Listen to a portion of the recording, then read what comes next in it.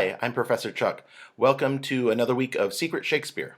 This week we're talking about the 2001 movie O, which is based on the Shakespeare play Othello. Um, this movie was actually made in the late 90s, I think right on the heels of 10 Things I Hate About You for Julia Stiles. It's interesting that she would be in two Shakespeare movies kind of back to back there. I suspect that in her early career, especially, she was probably an enthusiastic interpreter of Shakespeare. This one is by far the grimmest of the films that we're watching in this short 5 week series. I think you probably got a sense right from the very beginning, the sense of sort of bleak, faded tragedy that's kind of coming. That these characters are all that sort of the three main characters are all interwoven in ways that are gonna end badly for all of them, really. Um, and you did great jobs with the discussion questions I gave you. I asked you to really look at these characters, and I think I saw some insightful comments from you on those.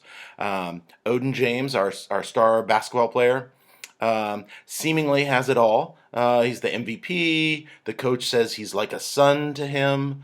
He seems to have the admiration of his friends and fans and fellow players. But what eats at him is that he is a recruit to this basketball team. He doesn't really belong in some ways at this prep school. So he's got that lurking insecurity. There's some racial tension there around that too. He's pretty much the only black kid at a rich white school, and so even though he's got the potential to have all every sort of the world open up for him, he's being looked at by college recruiters. He still has this lurking insecurity.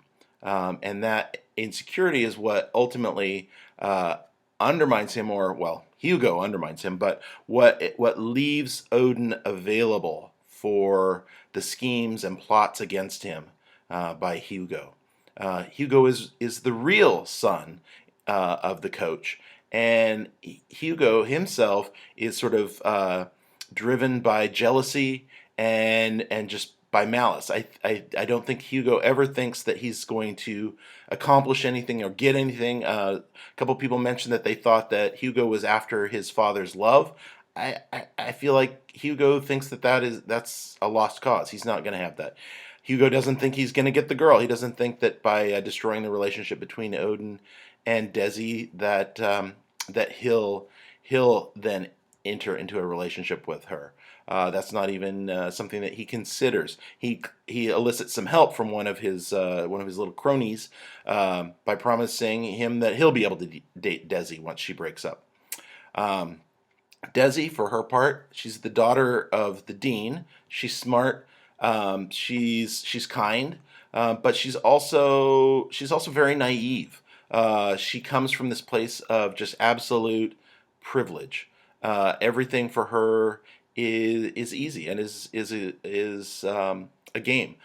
So I think that when Odin makes these powerful gestures towards her, he gives her the scarf that's been in his family for generations as a token of his love, and then she thinks it's sweet, but she doesn't care enough about it to not lose the scarf or not misplace it. So she makes them available for being undermined in that way. And then when Odin is upset about the scarf and wants to know where it is, she sort of shrugs it off. Oh, it'll turn up. Um, that I think really shows the inequity between these two characters.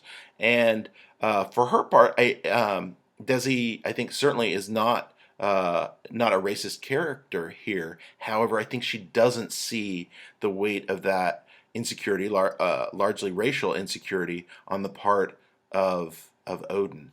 Odin doesn't feel like he could ever belong, except he desperately wants this with love affair with Desi to show that he does belong.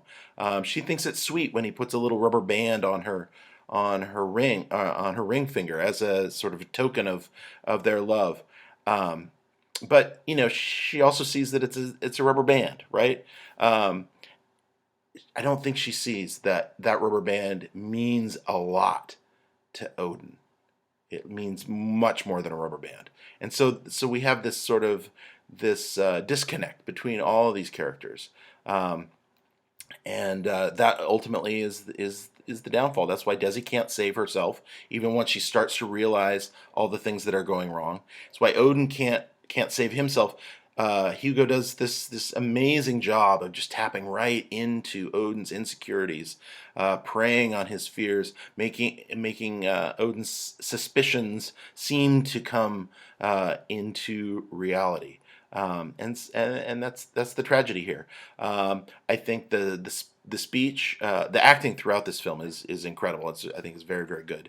And in some ways, this is the most faithful adaptation of a Shakespeare play that we've seen all term. But I think that speech by Odin at the end, it's a pretty good update of the speech that Othello gives at the end. In fact, I would encourage you to go back and take a look at that soliloquy, that Othello soliloquy at the end.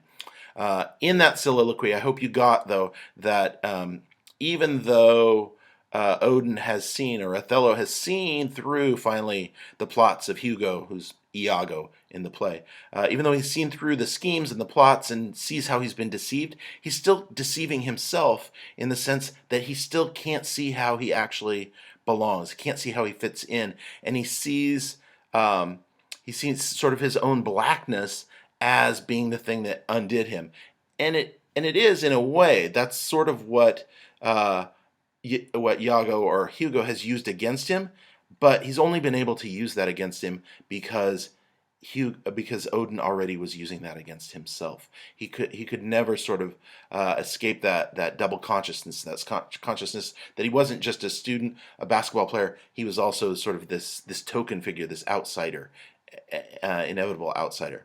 And that's part of the tragedy here too, is that he can't overcome that. I don't like the voiceover at the end that they give to Hugo. I think it's too simplistic. I think it kind of gives us the wrong motives for Hugo.